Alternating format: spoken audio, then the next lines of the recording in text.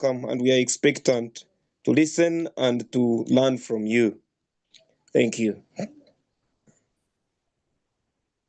A very big thank you, our moderator today, and thank you everybody who has joined in this evening.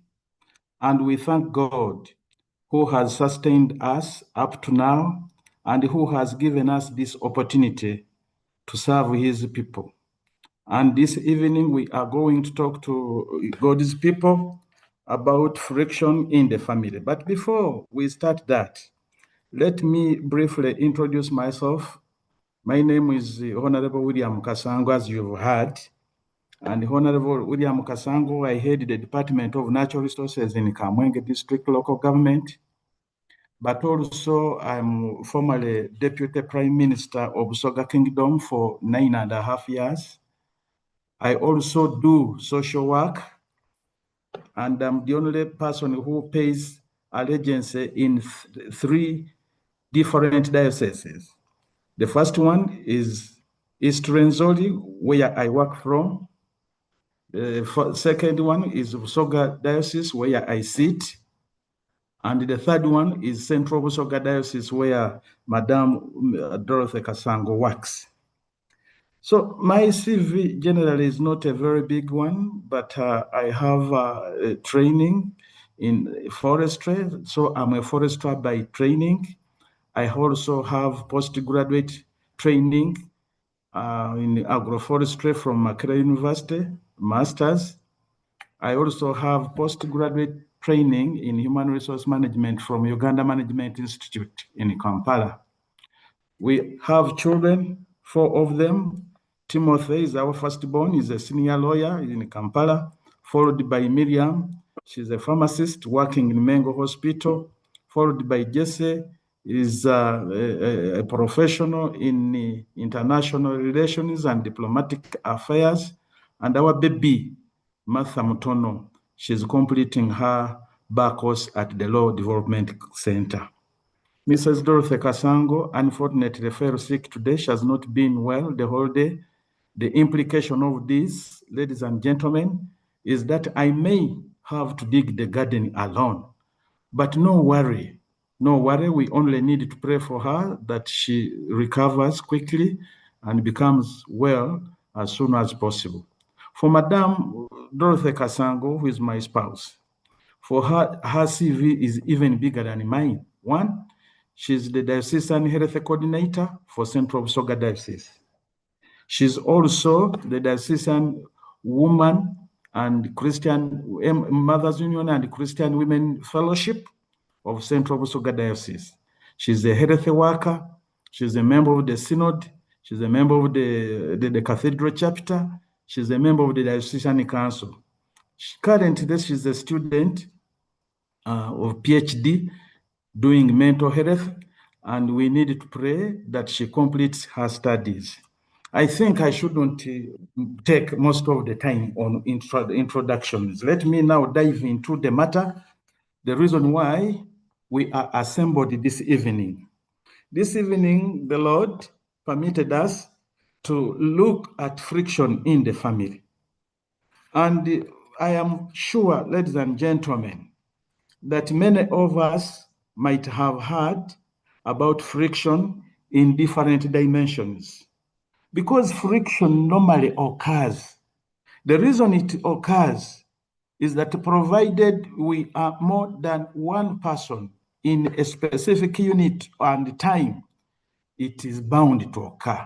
For your information, you can even conflict and friction with your own self. So this implies that if we are more than one person, friction is bound to occur. I'm a scientist, as you might have heard, and therefore I just want to take 1 minute to approach friction from a scientific viewpoint. For those of you who might have studied P4 before you hated science, friction is simply a force that resists motion of one surface that is sliding or trying to slide over another surface. At least you could have heard that. But also I can put it in another phase to imply that friction is a force that opposes movement between two touching surfaces. If you held your two palms together and try to rub them together, you will feel that some resistance between the two. And quite often, it generates heat. And that heat at times can be problematic. That is friction. Now, let us look at friction from a contextual point of the family perspective. Since even objects can have friction and even generate heat, this means that even in the context of families, heat can be generated when there is conflict or when there is friction. And basically, listeners, friction in contemporary English, which I studied from Busoga College, Muiri, means simply a disagreement between two people or amongst many people. It can also be intuited to mean tension, or simply and plainly put it, a conflict among family members. Friction is often caused by misunderstandings amongst the family members, sometimes because we promised people of the family several things, and therefore the expectations were not met. This one can also result into tension and or disagreements, which is actually friction. But also, there could be differences in personalities or values or behavior. All these, ladies and gentlemen, are potential factors that can generate friction. Suffice to say, and the biggest problem of friction amongst family members is emergence of emotional stress, sometimes extreme anger, and at times very, very diverse annoyance. So friction is very dangerous. If it degenerates into extreme anger, that means we are in trouble, ladies and gentlemen. I normally give a scenario of a couple that was bound to divorce. The family was going to break. And the reason it was going to break was not even big. It was not adultery. It was not stealing household property. It was not abusing, but it arose because of Colgate. This gentleman had just married his wife. But you know, ordinarily, when we are pressing Colgate, we press from the bottom, such that systematically our paste gets completed as you approach the top. But here happened the wife who was completely new. For her, she would press the tube in the middle sometimes, or even at the end. So the man one time got annoyed and told the lady, are you a villager? Did you grow up from the village? How do you press Colgate like that? It seems you were brought up poorly by your parents. So this made the lady to get very annoyed and said, enough is enough. I think it is time for me to leave, because of simply Colgate. And ladies and gentlemen, this shows what extreme anger can degenerate into. So when we were appointed as a committee to go and diffuse this friction, we were shocked to be told that the cause of the friction is just Colgate. So sometimes the causes of friction in the family are not big issues. They may end up being very small issues, but when they occur, they may turn into very, very, very big issues. So, ladies and gentlemen, I want to recall, for those of you who might have been there or who recall, the story of Abel and Cain. Abel and Cain, I don't want to read the entire text, but you remember what happened between these two brothers. Abel, because of his allegiance to the Lord, for him he offered what is appropriate, or what is pleasing to the Lord. And Cain did what he did. So when the Lord was very happy with Abel, this one did not go well with Cain. And therefore Cain got annoyed, and Cain failed to manage his anger. So the story is long, but what I want to bring out is just in the last or the tail end of the story in Genesis. Because this story begins from Genesis 4, up to around 15. But I will not read the entire story. What I want to bring out, just to relate and show that conflicts are not starting today. They started long ago, and they can be very devastating to our families, is in verse 8 to 10. And let me just read verbatim. Then Cain said to his brother Abel, let's go out in the fields. When they were out in the fields, Cain turned on his brother and killed him. Can you imagine? Failure to manage anger. The Lord asked Cain, where is your brother Abel?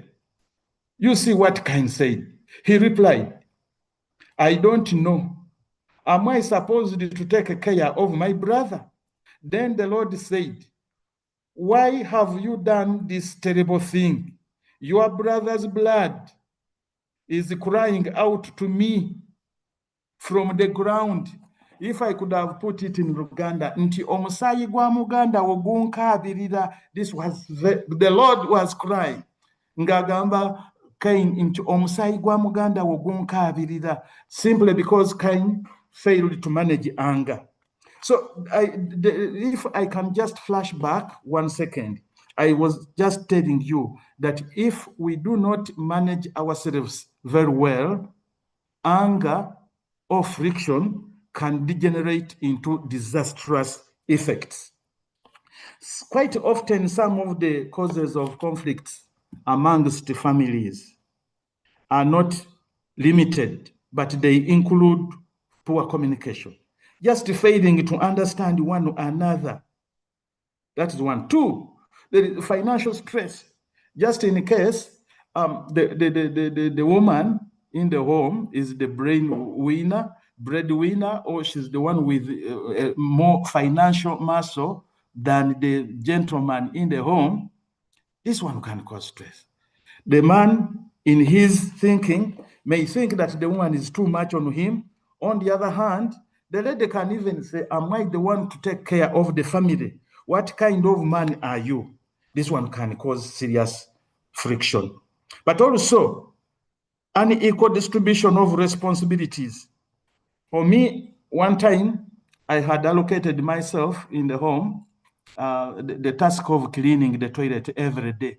So my baby, who is at LDC, at one time even thought that the mother had given me that job or that work as a punishment. Yet I allocated it myself. But supposing my wife, my spouse, Laura, is the one who had allocated me that job, probably it would cause some kind of friction.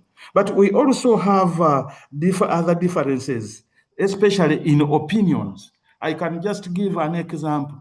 It is time for elections. My spouse is supporting NUP, and I'm supporting NRM. This can be a very serious cause of conflicts. Me, I naturally support Liverpool. Fortunately, Madame Dora also supports Liverpool. But if she was supporting Man U, for your information, probably, scientifically guessing, this would be another cause of conflict. Then we also have lack of time of staying together. Me, the reason why my home, my household is intact, every weekend I'm with the home. I'm with the family members. But if there is that lack of time, at times we call it critical time or critical moment. This one can also be a very big cause of conflict or friction. But also there are times when the children, the siblings, start rivaling amongst themselves. And this one is not going to spare us in terms of friction. The parental conflicts, at times being inconsistent. There are parents who put demarcations amongst their children. they give more love for certain children compared to other. And the moment the other party hears that they are not loved equally, this one is likely to degenerate into serious friction. But we also have some other family problems, probably the genetic issues. We see quite often people suffering from ailments such as asthma. If it is consistent, it is not stopping, you may see the other party feeling bad and even causing friction. So there are many causes of friction in families, but I have singled out those ones as the dominant causes of friction. I need to jump into the effects of friction amongst ourselves. Ladies and gentlemen, from a biblical point of view, we have seen how Cain behaved towards his brother. And because of unresolved family conflict, we see families even breaking. We see no peace in homes, and quite often we see emotional and spiritual strain amongst the family members. All these cannot leave us the same. We will be left eroded, we will be left annoyed, we will be left wanting. But there is another category of effects which I could call causal. In homes, if there are tensions and conflicts, there are perpetual arguments. All the time you hear family members arguing against themselves, and not positive arguments, but negative arguments. We can also witness breakdown of trust and even communication. You see members of the family developing anxiety and stress, what we could call the distress, not stress this time, but distress. People go into deep stress, and this one is quite devastating. We also see people with reduced well-being emotionally, and poor relationships between parents, children, and even siblings.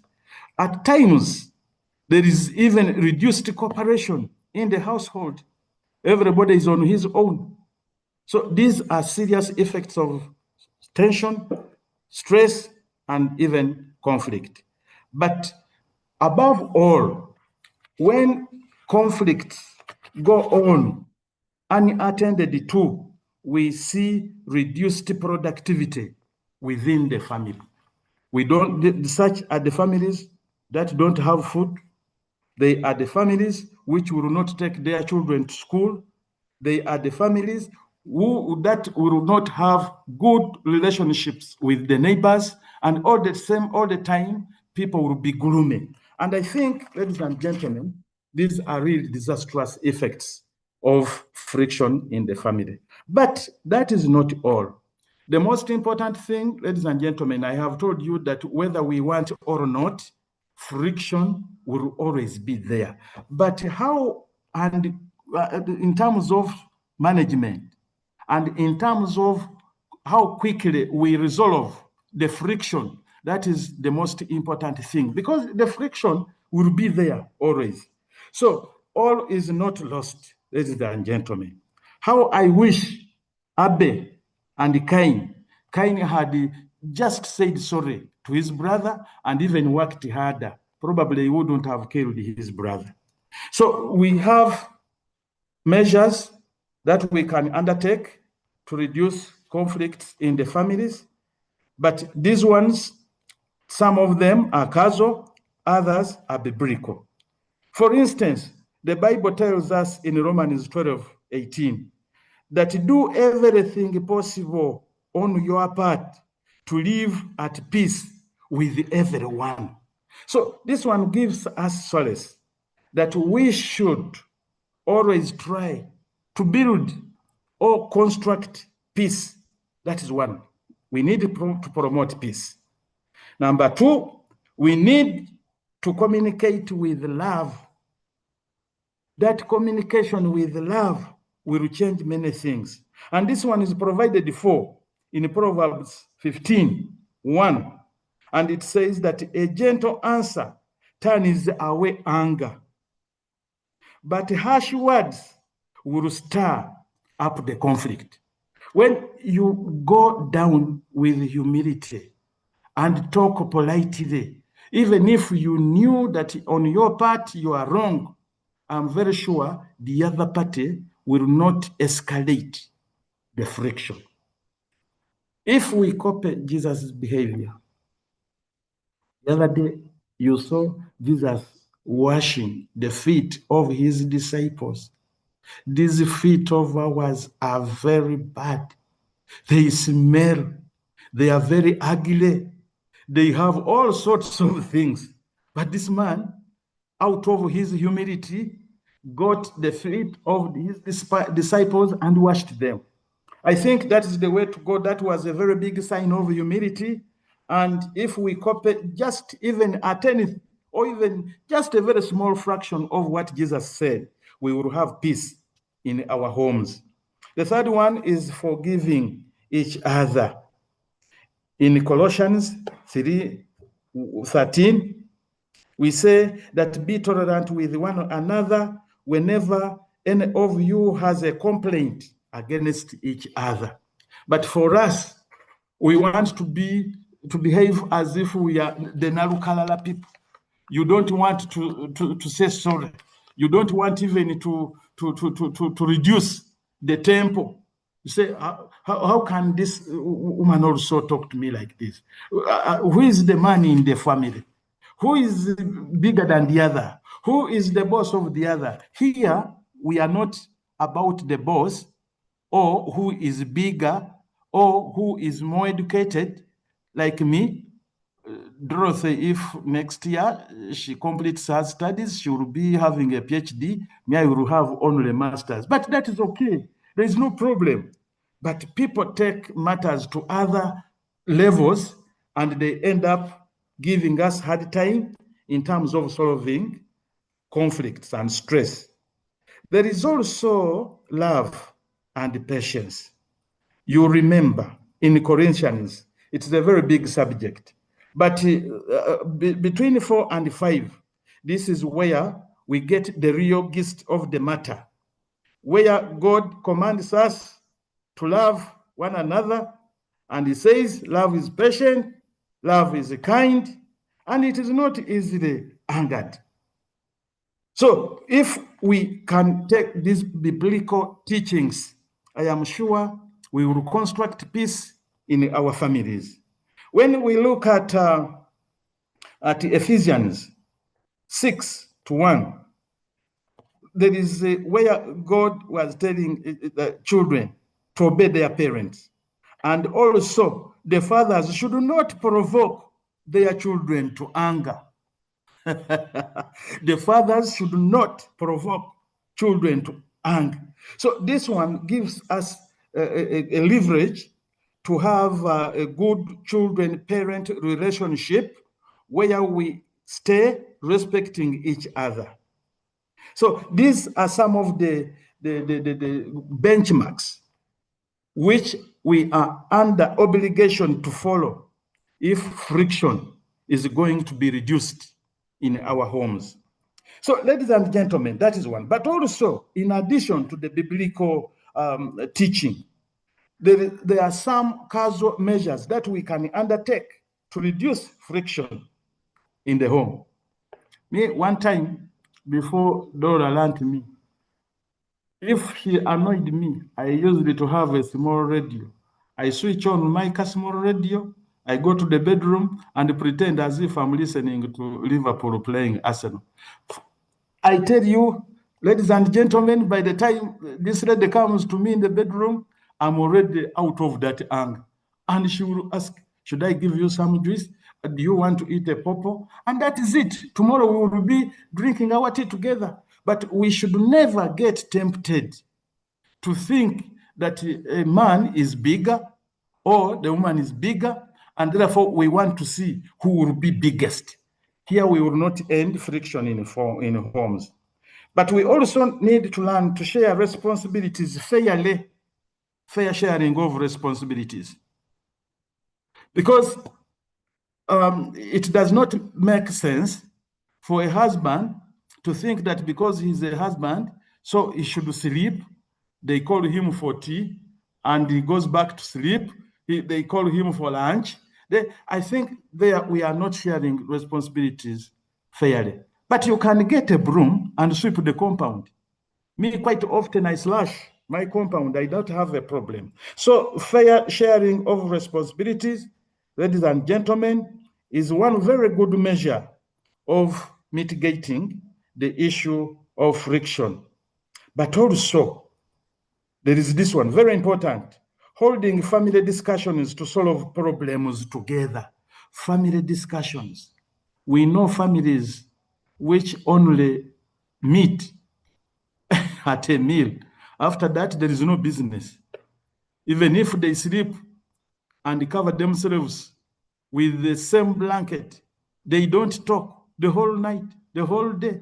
I think there is no future there. But if we have time, we spare some time to congregate together the family, the mother, the father, the children, and discuss openly and candidly about issues affecting our home, I'm very sure friction will be greatly improved.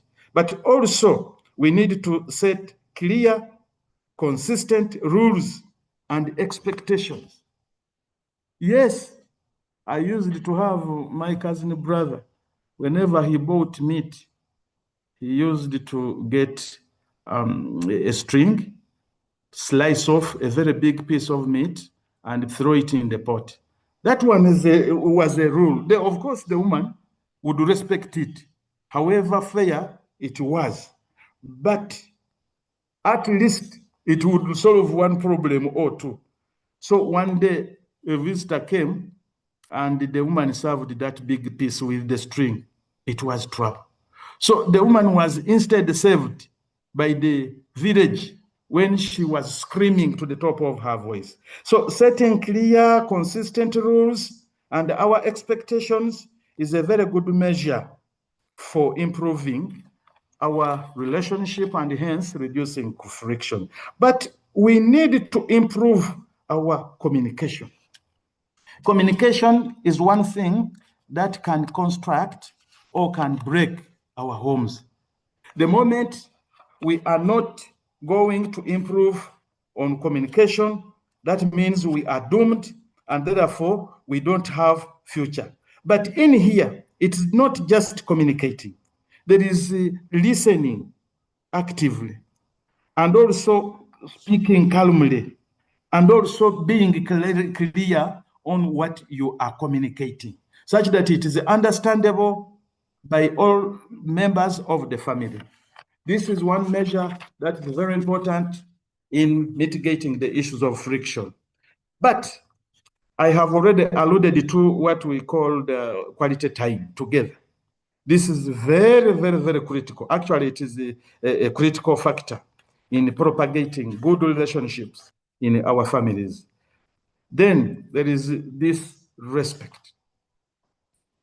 When God was creating us, for those of you who normally attend weddings, you hear the minister saying, or during taking vows, that the lady should respect the husband. The husband should love. So this one is institutionally demarcated to help us not to go into digression. So the moment we are spending quality time together, we remind ourselves about what we took as vows, because institutionalization of issues did not start yesterday. It started long ago when God was demarcating what we should do. Love your wife, and the wife should respect. That is very good institutionalization of issues. Respecting others does not mean that you are surrendering your authority. That is not true. Instead, you are propagating peace. And this one goes with respecting each other's opinion. Respecting opinion does not mean that you are trashing, or does not mean that you agree with everything that the opposite party is saying, but respect and answer appropriately. Engage in a debate which is productive, and engage in a debate that is not provocative. And this is the ground rule. We also need to understand how to manage stress individually and collectively. Having regular rest, hobbies, and taking off time to do exercise is one way of managing stress. And the moment this one is done, stress is managed, it also implies that friction in our families is going to be controlled. But that is not all. Just in case everything may seem impossible, or if it may look as if everything has gone the way it wants, there is reasonable room for us to seek guidance from other third parties. But these, I caution, should be trusted people in a community. They should be, it could be elders, opinion leaders, our pastors, maybe teachers, or even professional counselors. So these are the people, apart from God, where we need to run to when we are terribly stressed, when the friction is going beyond allowable limits. Let us involve some other people, but those that are trusted. You know the dangers of third parties. Very dangerous, especially if you sought guidance from para-professionals. And para-professionals in counseling here, we see garages. These are the sources of rumor mill. And this is where all bad things are initiated. You say, that man did this to you. If it were me, I would slaughter that person. But you are in a garage. Some of the para-professionals who are very dangerous are the saloons. I'm not saying that our spouses should not go to saloons, but they are very deadly, very, very deadly places for giving advice. And the advice that is always given in saloons is dangerous. So much as we need these places, maximum care should be taken, such that we should not be taken or go overboard and instead turn things from the bad situation into worse or even worse. So, ladies and gentlemen, as we reflect on mitigating the issue of friction in families, we need to take a multi-pronged approach. It is not only one-sided, but multi-pronged. We need, number one, to constantly pray for ourselves, such that peace should prevail in our families. And prayer is the one that is going to unlock the potential of a progressive family. If we don't pray, we will leave everything to that gentleman called Satan. And I think he's a very bad man. The moment a gap is provided, he will easily come in. So we need to constantly pray. Number two, we need to constantly talk. We need to talk to ourselves. And talking is not just a matter of talking, but productive talking. We need to do productive talking, which will stimulate institutional thinking about or amongst our family members, such that we see ourselves moving out of stress and friction. But also, we need to engage in two activities that tend to occupy us both physically and mentally. If we have activities which occupy us physically and mentally, number one, we will get money. But number two, we will grow spiritually. A person who has grown spiritually will not engage in escalated frictions. You remove a short journey, come back and say, enough is enough. We need to move ahead. That is number 3. But number 4, we need other people. Yes, we need other people. There is no way you can do everything alone in terms of building our homes, in terms of removing and reducing friction amongst the family members. We need other people. And the other people, I have already alluded to them. They could be our pastors, opinion leaders in community. They could even be highly placed politicians for us who are in the civil service. Our bosses are our frontline counselors. So we can run to them for guidance. So ladies and gentlemen, on behalf of the Kasango family, we want to be so assertive on this matter, because the moment there is no peace, the dangers that we are faced, number 1 is mental breakdown. That is the first one, mental breakdown. And the moment we have mental breakdown, we have a friend in Makerere. He had a problem with the wife. But when everything looked as if it was normal, the man went mad. He ran mad, and up to now is not yet okay. So once we have mental breakdown, I think the family is doomed. So we should work as much as possible to ensure that we do not go into mental breakdown. But we have what we call reduced productivity and also reduced income. If you are not working because you are ever gloomy, you will not have income because you have nothing to sell.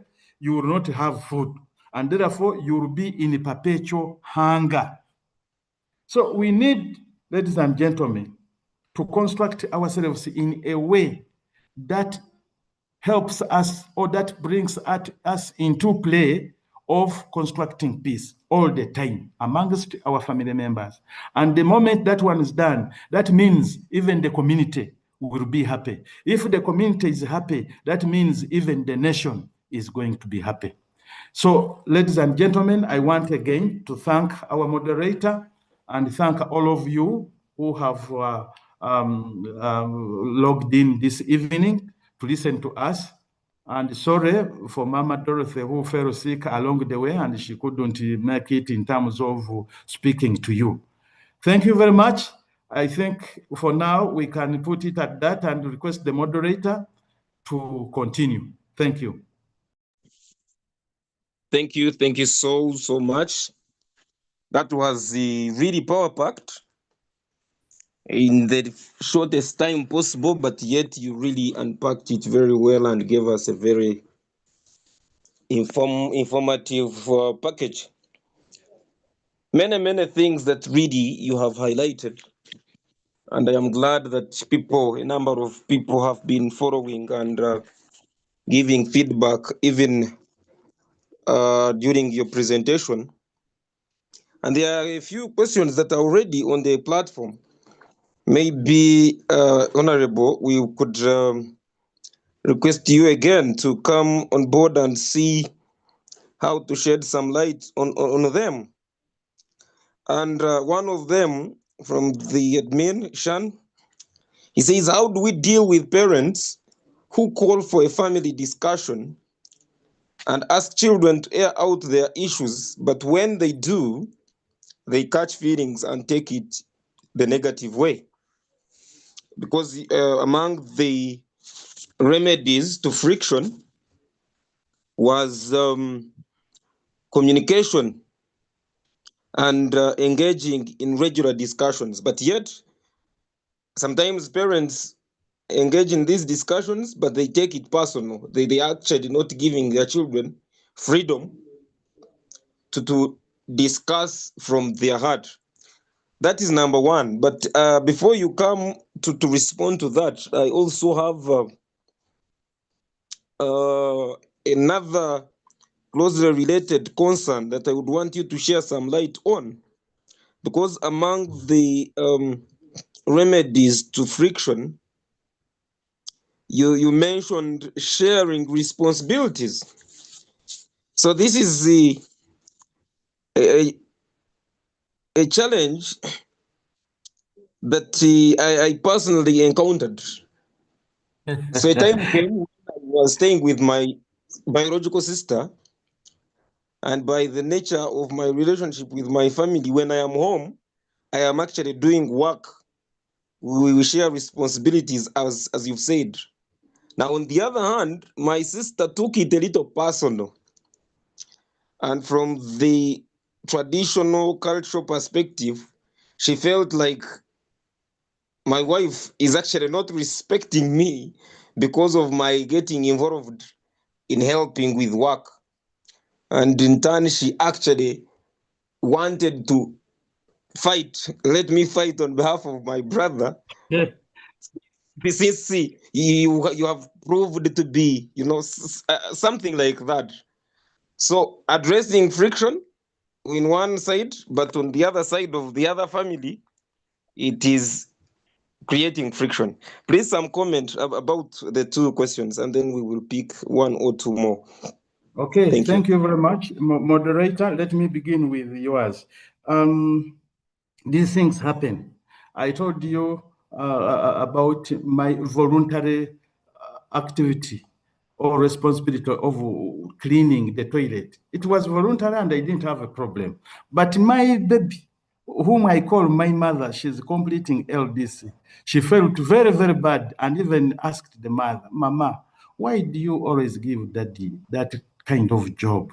The mother said, no, I'm not the one who gives, but he gives himself and he has no problem with it because these toilets in the houses, if they are not well maintained, you will not stay in the house. And the girl understood. But now for your sister, you see the problem in our marriage, the principles of marriage is involving less of third parties in our marriage institution. So since this lady, your sister, thought now that she was so much sympathizing with you, she had now become a very bad third party. But for you, your marriage is only between you and your spouse. That is all. And therefore, this calls for assertiveness and telling her quite plainly and openly that this one is me. And for you, if you think that your husband should not help his or your husband should not help our spouse, we will see from there. But from your point of view, one, you are the household head, you are the spouse, and your wife is, of course, your wife. So if you are helping your wife responsibly, there is no responsibility, there is no problem with that. And here we need to just avoid too much entrenching of third parties into our marriage. Because for you, you are not even feeling bad, but see a third party coming to spoil your business. So the catchword here is assertiveness in whatever we do. And also explaining, we need to explain, maybe your sister doesn't know the values of a husband helping the wife. So you need to tell her openly and even also encourage her when she goes to marry, she should also behave the same way. That's one. But also, you talked of the remedies of sharing responsibility, yes, and that sharing becomes burdensome. True, this one can be burdensome, but we have also said there is respect. As you take up any responsibility, you don't drop respect. Respect goes ahead of you, and it is the overriding factor. So me, I think the moment we do these things openly and we continue respecting one another, I think there will be no problem. But now, the children who end up really catching feelings, these things happen, but they are not really many cases. There are isolated cases, especially in families which don't pray, especially in families where spouses, either the father or the mother, thinks that for him or her is more attached to the children than the other party. So you end up realizing such things happening. But the moment we take children, train them from the beginning, as it is provided in Proverbs, that train a child when it is still young, such that when it grows up, she will not leave what you trained her or him. So here we will have mitigated the problem of children catching feelings and even ganging against the other one party. They may end up ganging against the father or ganging against the mother. So these discussions which bring us together to discuss openly, to share responsibilities openly and equitably are the things that will help us to mitigate the issues of friction in our families. But I'm not saying, I want to put a disclaimer. I'm not saying that these things don't happen. They do happen, but we try to control and reduce the happening of these things through training, through coaching, through mentoring, and through continuous advisories to our children. Thank you. Thank you. We have about maybe in the next 1 minute or two, because we need to be out of here by 8. Someone's asking, if you have a stubborn spouse who does not want advice or counseling, what do you do? And then the other one here says, what gear can we engage for spouses who don't listen and think they are always right until things backfire? These two questions are a little closely related. They are closely related, sir, moderator.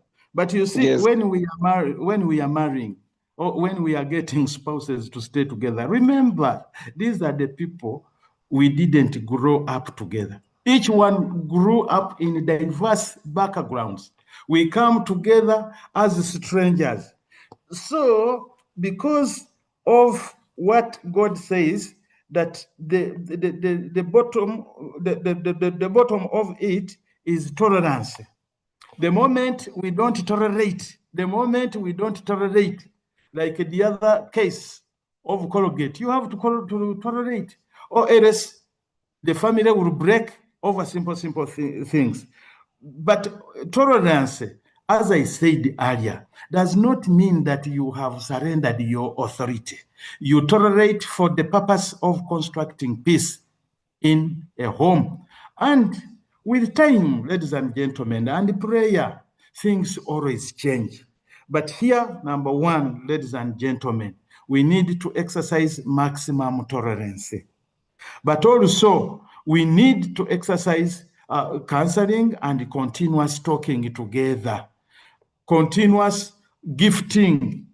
Yes, we need to buy a few gifts. For me, when I'm coming back home, or Dora is coming back home, she normally buys sweets. So the moment she reaches home, she gives me 2 or 3 sweets, and I feel very happy. Even when I'm annoyed, I will feel very happy. So tolerance is the catchword that I want to end with here.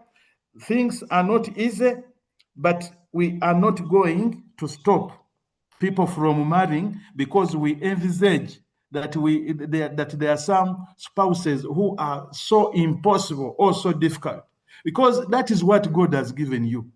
First of all, you don't know, you don't stay in the head or in the heart of the person you are going to marry. You don't know one another.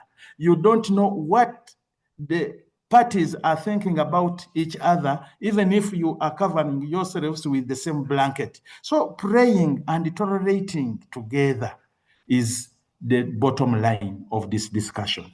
Or else we would be having so many cases of people who at times wake up when they have already been killed.